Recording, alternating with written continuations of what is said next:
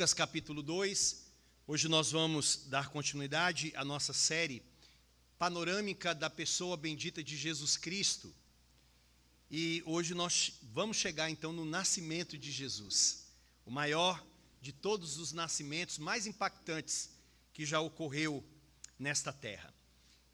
Então acompanhe a leitura de Lucas capítulo 2, versículo 1 até 7, que diz assim: Naqueles dias foi publicado um decreto de César Augusto, convocando toda a população do império para recensear-se.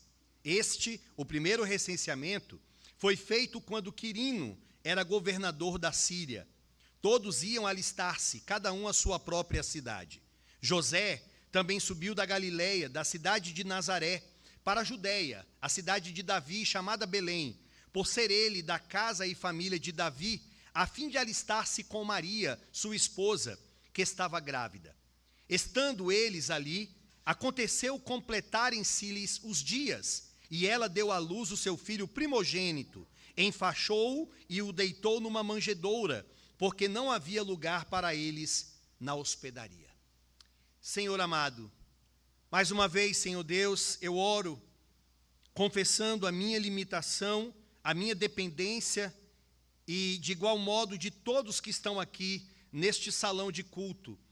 Por favor, Senhor Deus, por amor ao teu santo nome, para a tua glória, para crescimento e edificação da tua igreja, venha falar conosco, Deus. Abra o nosso entendimento, esclareça-nos essas verdades, Senhor Deus, tão maravilhosas que tratam sobre o nascimento de Jesus. Eu peço isso no nome dele, na mediação dele. Amém. Irmãos, existe uma doutrina da teologia sistemática que nós chamamos de escatologia. Escatologia vem de dois vocábulos gregos, que é eschatos e logia. Eschatos ou eschatos significa último, e logia significa estudo, tratado, compêndio. Quando nós unimos essas duas palavras gregas, nós temos o estudo do fim, ou estudo das últimas coisas.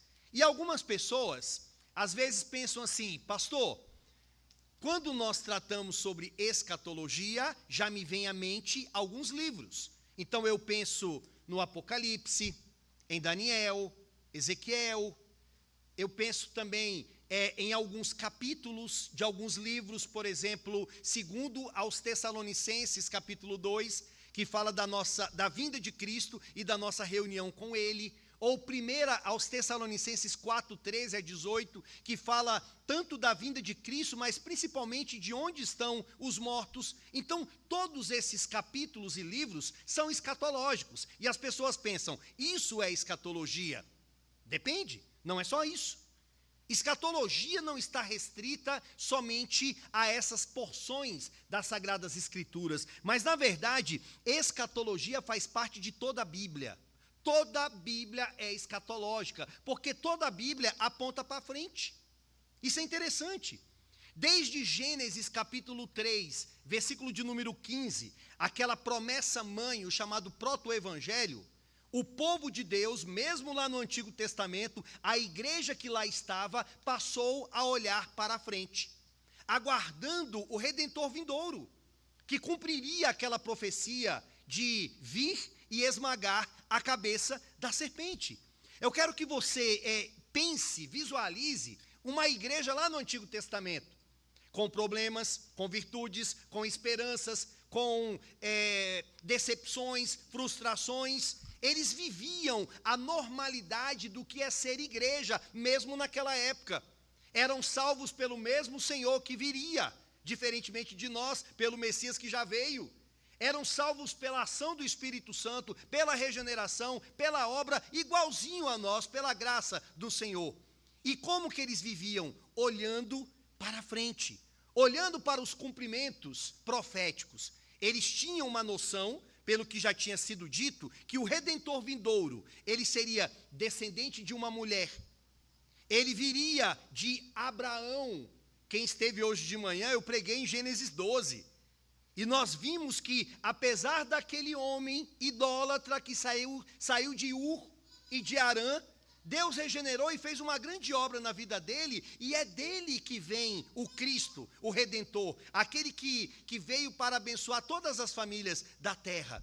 Então, havia essas profecias. Ele viria de uma mulher, ele viria de Abraão, ele viria da tribo de Judá. E aí você começa a estudar o Antigo Testamento e descobre por que Judá não deixou de existir no cativeiro babilônico. Por que Deus não aniquilou com eles ali, quando eles estavam lá na Babilônia? Por quê? Porque o Messias teria que vir dele. O Messias teria que vir de Judá, teria que vir de Davi, teria que vir de Abraão. Então, todo o povo do antigo olhava para frente. Um dia estas coisas vai acontecer. Eu sei que o meu Redentor vive e que por fim se levantará sobre a terra. A maioria, ou quase todos, morreram sem ver isso, mas eles tinham esta perspectiva. E aí eles chegaram no Novo. Quando a gente abre as páginas do Novo Testamento, o que nós vemos, meus irmãos?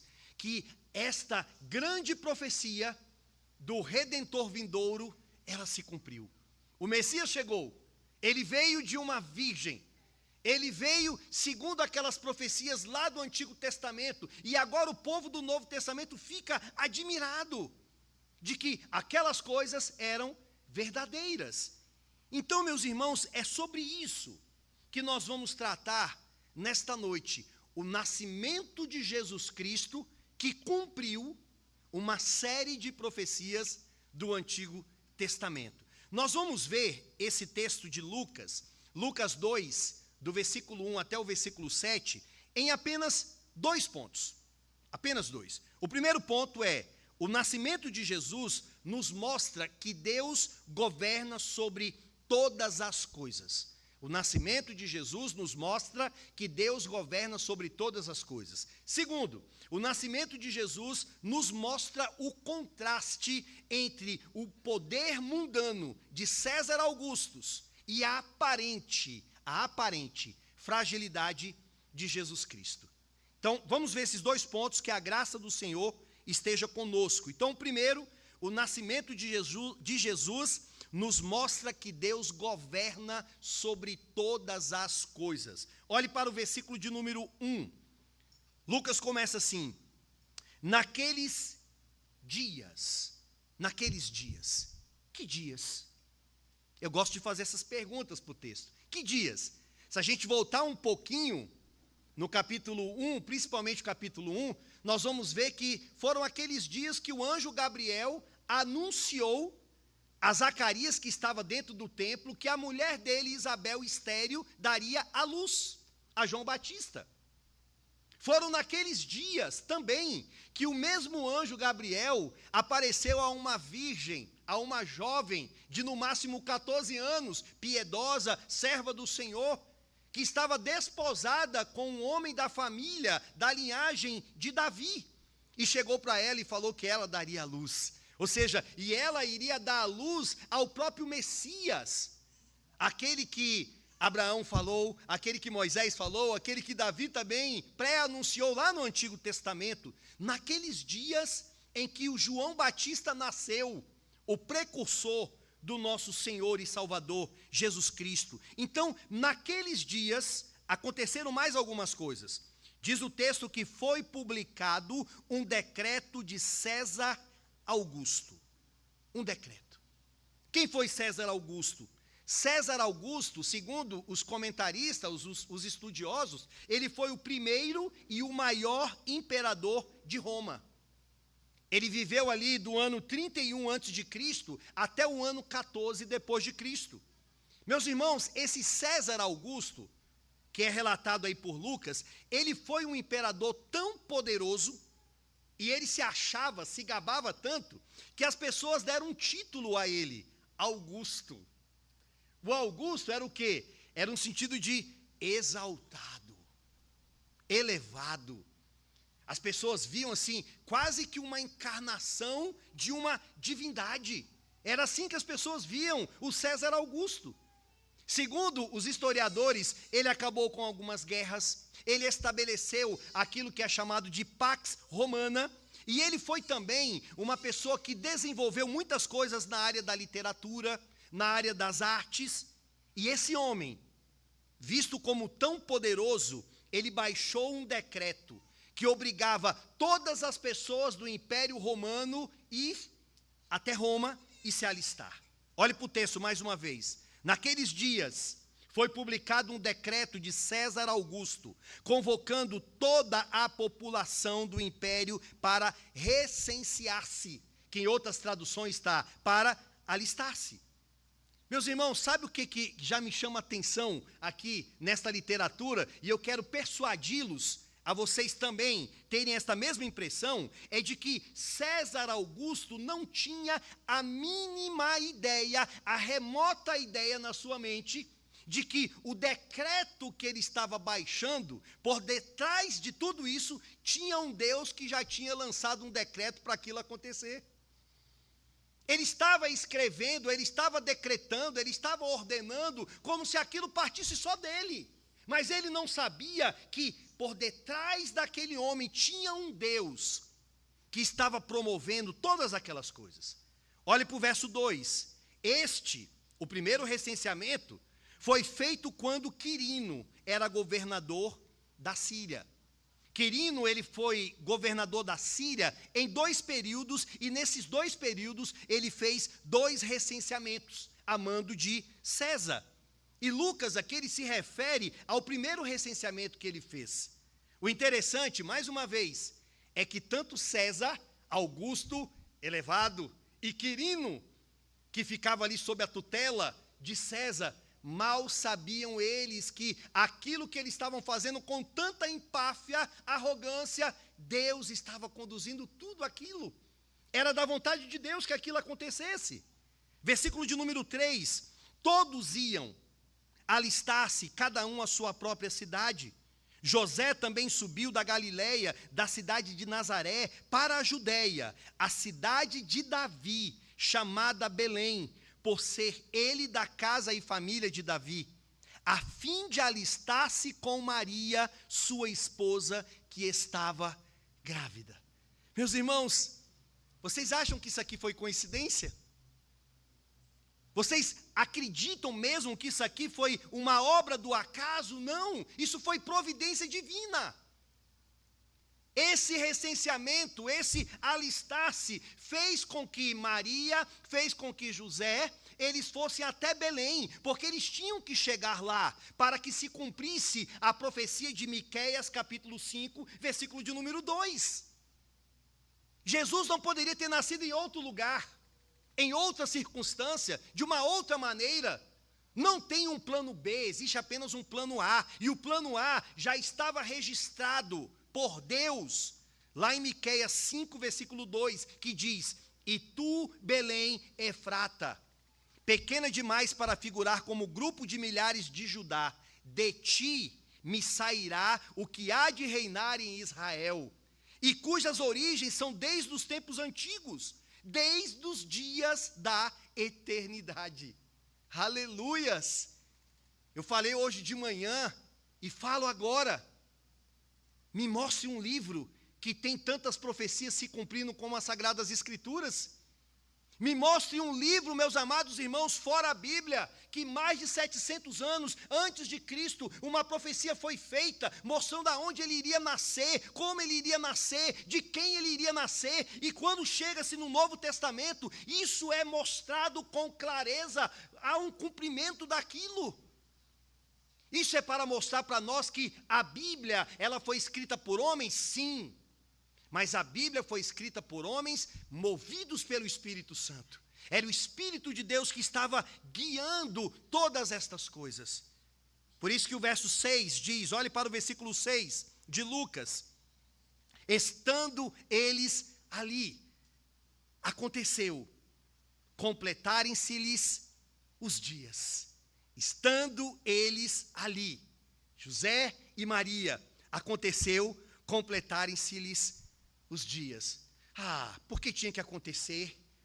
Porque ela estava grávida, era assim mesmo, as coisas iriam acontecer de um jeito ou de outro. Não, não é isso. Havia uma profecia, e esta profecia, ela se cumpriu de forma detalhada. Jesus nasceu em Belém de acordo com a profecia lá de trás. E para vocês não pensarem que isso é uma coisa isolada nas Sagradas Escrituras, ouçam a riqueza de detalhes de profecias cumprindo-se em Cristo. A Bíblia fala do seu nascimento, cumprimento de Miqueias 5:2, fala da sua fuga para o Egito, cumprimento de Oséias capítulo 11, fala da sua rejeição pelo povo, cumprindo Isaías 53, sua entrada triunfal em Jerusalém, cumprindo Zacarias capítulo 9, versículo 9, sua venda por 30 moedas de pratas, Zacarias capítulo 11, ser pregado numa cruz, Zacarias também capítulo 12, versículo 10, o fato dos soldados, eles lançarem sortes, isso está lá em Salmo 22, versículo 18, nenhum dos seus ossos terem sido quebrados, Salmo de número 34, ser sepultado com o rico, Isaías 53, sua ressurreição, Salmo de número 52, Salmo 16, versículo 10, e a sua ascensão, que é um cumprimento do Salmo 68, versículo de número 18. Meu irmão, cada detalhe, cada riqueza de informações que Deus profetizou, prometeu, e agora essas coisas se cumpriram. Por quê? Porque o Deus que decretou as coisas na eternidade, na história, Ele tem executado os seus planos. Esse é o Deus que nós servimos. Esse é o Deus que nós adoramos. Esse é o Deus que você tem que conhecer, principalmente quando sobrevier à tua vida lutas, depressão, ansiedade, seja qual for o problema, você tem que saber em quem você tem crido, em quem você tem colocado a sua fé. Não é um Deus no qual não sabe o que vai acontecer, mas é um Deus que cada detalhe da tua vida, cada detalhe, do menor ao maior, foi decretado por Ele.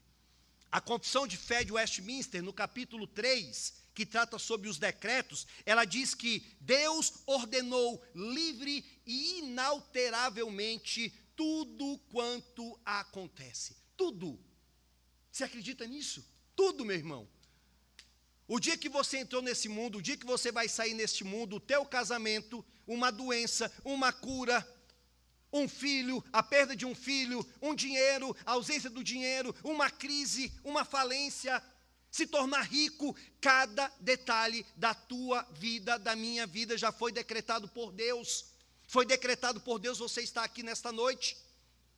Mas você veio com a sua própria vontade, sim.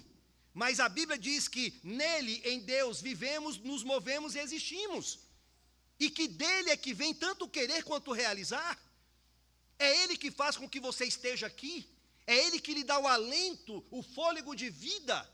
Todas as coisas. Por isso que Isaías, 700 anos antes de Cristo, ele falando profeticamente, ele disse: Deus é aquele que desde o princípio anuncia o que há de acontecer, e desde a antiguidade as coisas que ainda não sucederam. Que digo, o meu conselho permanecerá de pé, farei toda a minha vontade, toda a minha vontade. Lutero batia muito nisso. Lutero falava: se existe um que é livre, é Deus. Deus é livre, Deus faz toda a vontade dele. Por isso que Deus salvou Abrão da idolatria de Ur, e não salvou o pai dele, Tera, da idolatria de Ur, como nós vimos hoje pela manhã. Por isso que Deus tirou Abrão, e Abrão continuou pela fé, e Tera, o seu pai, ficou em Harã, no meio dos ídolos, porque Deus faz toda a sua vontade.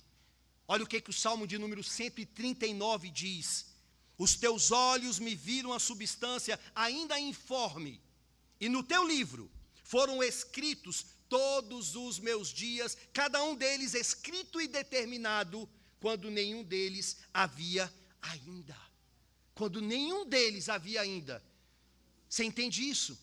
Que o salmista está dizendo que cada detalhe da tua vida já foi determinado por Deus.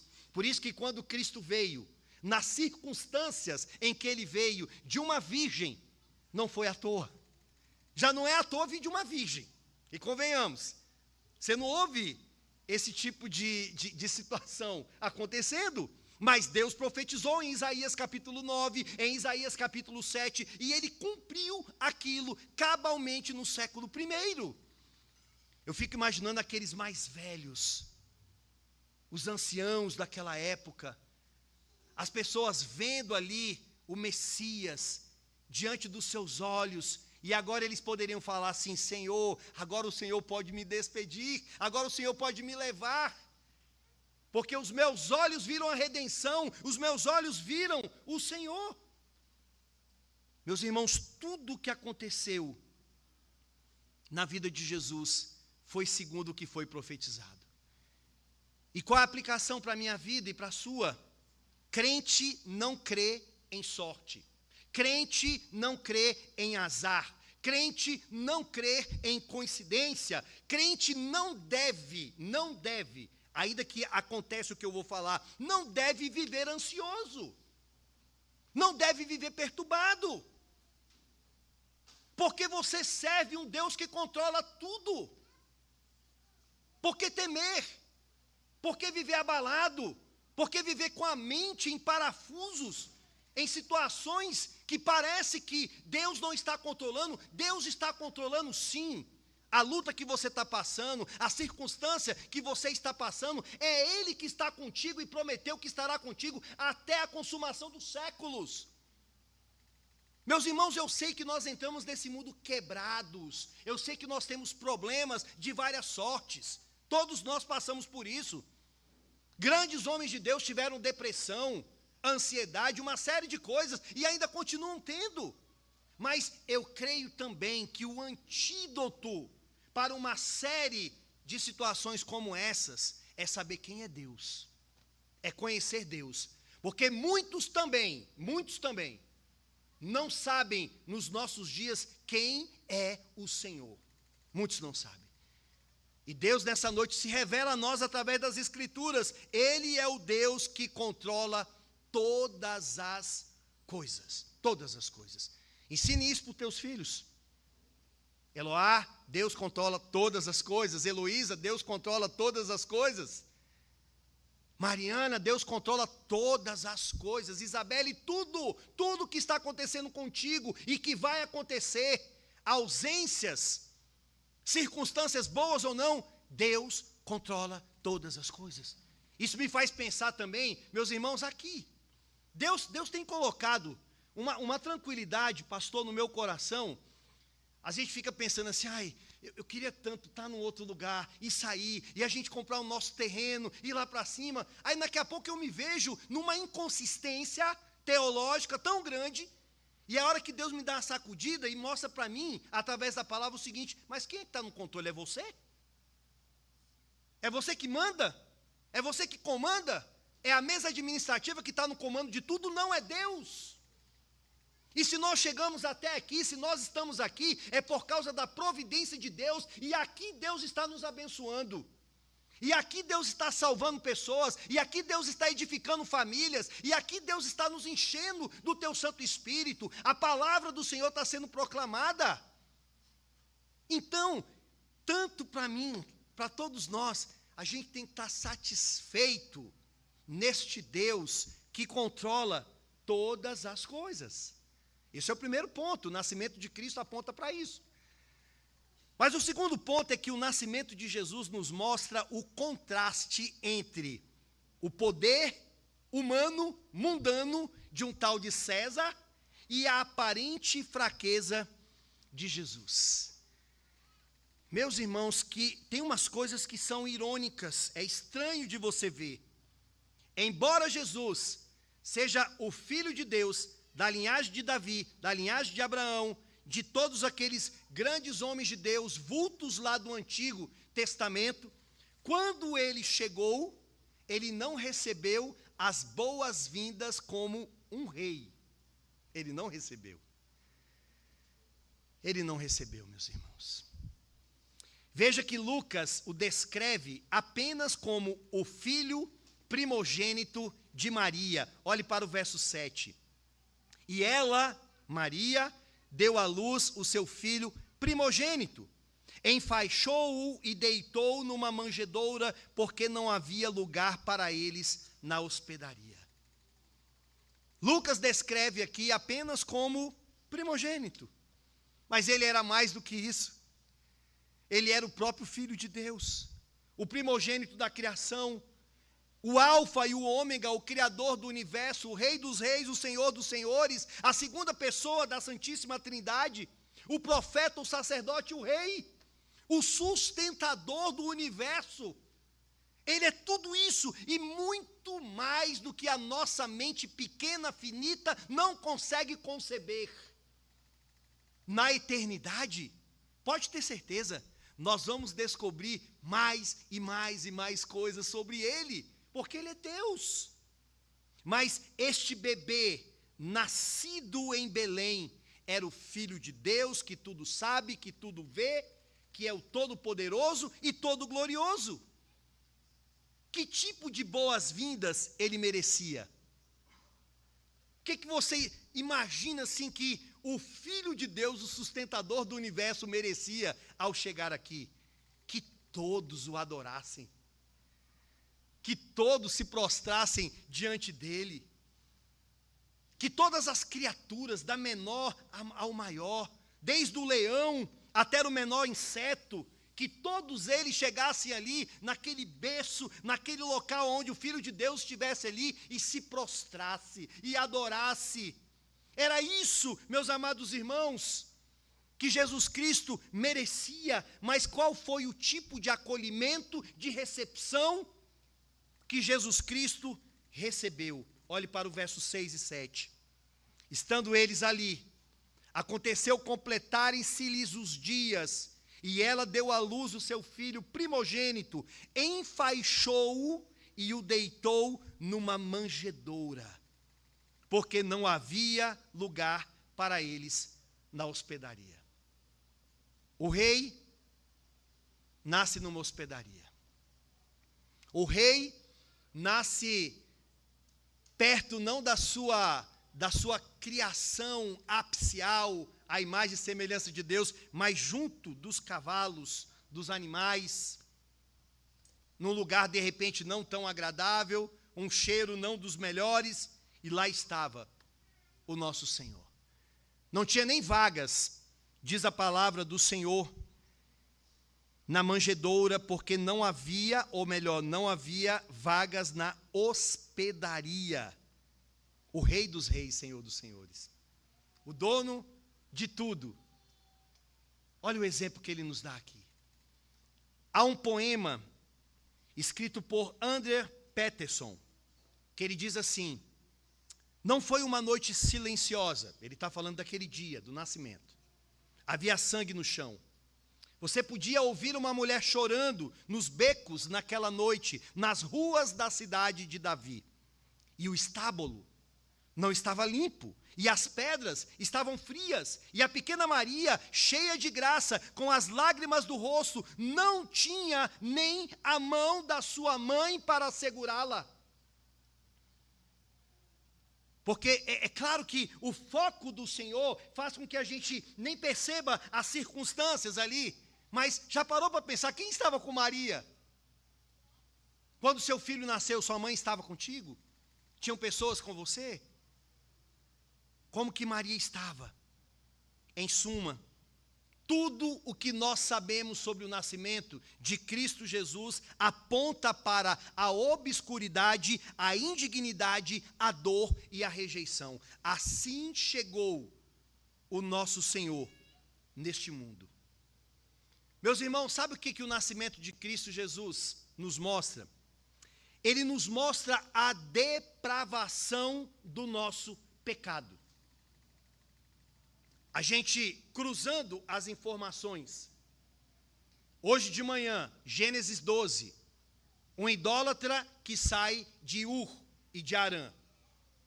Agora, cumprindo aquela profecia sobre ele, chega Cristo Jesus. E ele chega, e quando ele chega, ele aparece, ele é aceito por todos? Não, veio para os seus, mas os seus não o receberam. E todos quanto o receberam, deu-lhes o poder de serem feitos filhos de Deus. Os que o receberam se tornaram filhos, mas a maioria rejeitou. A maioria naquela época rejeitou Jesus, e a maioria hoje também tem feito o mesmo, meus amados irmãos. Não se iludam sobre isso.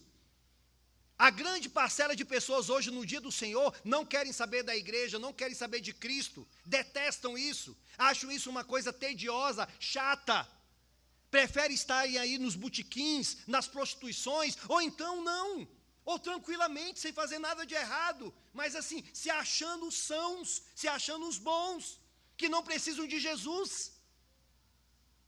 Ele foi desprezado naquela época, o Salvador, e ele é desprezado na vida de muitas pessoas hoje. E você sabe do que eu estou falando. Você sabe que isso acontece na tua família. Você sabe que isso acontece na vida de muitas pessoas. Estamos ficando velhos. Os anos estão passando. E muitos estão morrendo sem Cristo.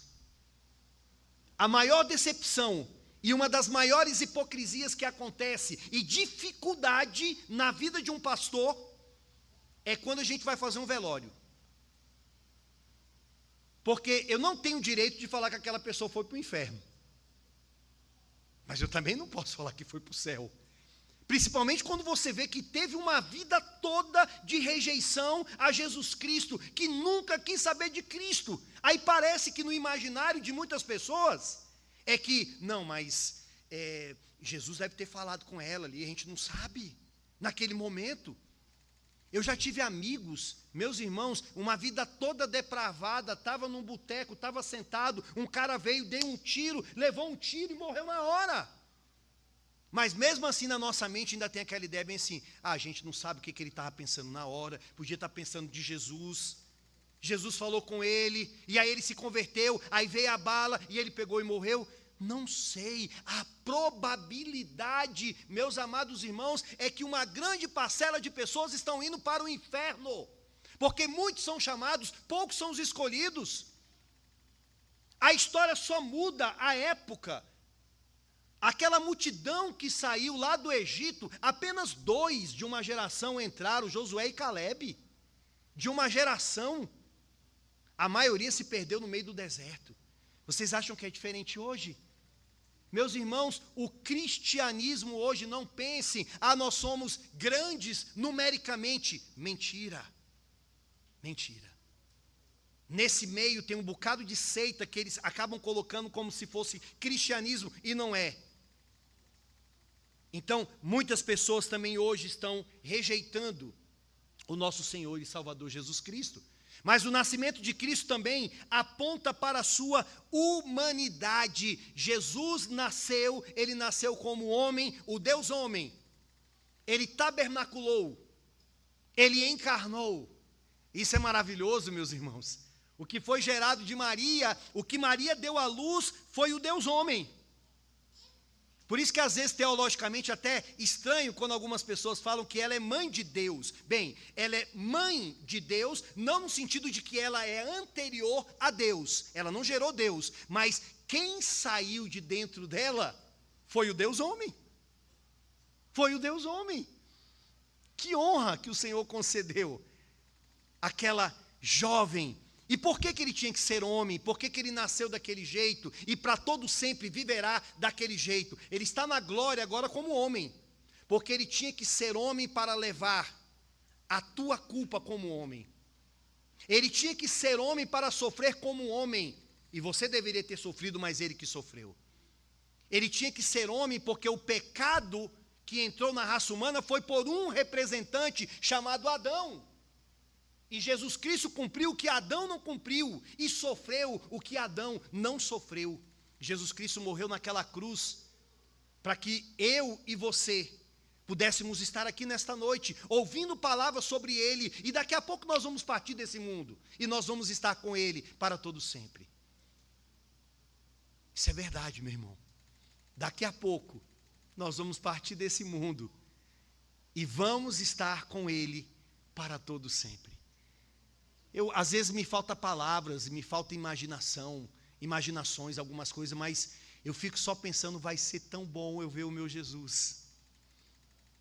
vai ser tão maravilhoso eu abraçar o meu Jesus, eu caminhar com o meu Jesus Cristo, e se Ele quiser deixar isso na minha mente, eu poder olhar para trás e falar bem assim, valeu a pena ter largado tudo aquilo. Na verdade, não é nem eu ter largado, foi Ele ter feito algo por mim, porque se partisse da premissa de que eu larguei, eu fiz, a glória seria minha, só que não, foi Ele que fez tudo por mim. Foi Ele que fez tudo por mim. Meus irmãos, eu iniciei esse sermão dizendo que o Antigo Testamento, as pessoas olhavam para frente, escatologicamente, aguardando a vinda do Messias. Chegamos no Novo. O Messias veio. Acabamos de meditar em Lucas 2. E agora, acabou? Não. Agora a gente olha para trás e descobrimos essas profecias se cumpriram em Cristo Jesus. Mas, mais uma vez, a gente olha também para frente. Porque o Jesus que nasceu, viveu, morreu, ressuscitou, ascendeu aos céus, foi coroado como rei, enviou o seu Espírito, vai voltar uma segunda vez. Então, nós continuamos olhando para frente. Continuamos tendo uma esperança de que este Senhor que veio, Ele vai voltar uma segunda vez. E eu pergunto a vocês, nós podemos duvidar disso? Será que isso não vai acontecer? Por que não? Se todas as profecias do Antigo Testamento concernentes à sua primeira vinda se cumpriram, se o Deus do Antigo Testamento é o mesmo do Novo, por que Deus iria falhar agora, com tantas riquezas de detalhe? Meus irmãos, essas profecias que se cumpriram no nascimento de Cristo, é para mostrar para nós, o mesmo Deus que prometeu a primeira vinda, Ele prometeu também a segunda vinda. Se prepare, busque, clame, chore, dependa, esteja na presença dEle, não largue de maneira nenhuma, porque um dia Ele vai voltar. E se não voltar na tua geração, você vai morrer. E quando morrer, ou você vai abrir os olhos diante do Cristo ali ressurreto, estendendo os braços para você, ou se você é um incrédulo, você vai conhecer o Cristo como juiz. O Cristo como juiz. Jesus Cristo nasceu, meus irmãos. Essa é a nossa alegria. Jesus Cristo nasceu e está aqui conosco. Amém? Senhor Deus, obrigado, Pai, porque o Senhor governa toda a história. Todos os atos, grandes e pequenos. O Senhor cumpriu essas profecias que muitos lá atrás não viram, mas grandes figuras do Novo Testamento viram. Nós também não vimos o nosso Senhor Jesus Cristo, mas nós cremos em tudo que está escrito aqui.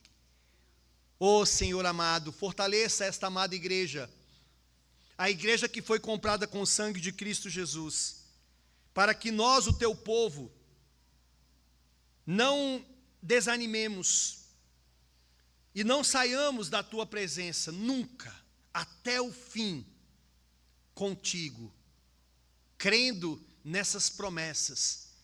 Ajude-nos, Deus amado, a vivermos não por vista, mas por fé, acreditando que um dia o Cristo que veio voltará uma segunda vez. Essa é a nossa oração em nome de Cristo Jesus. Amém.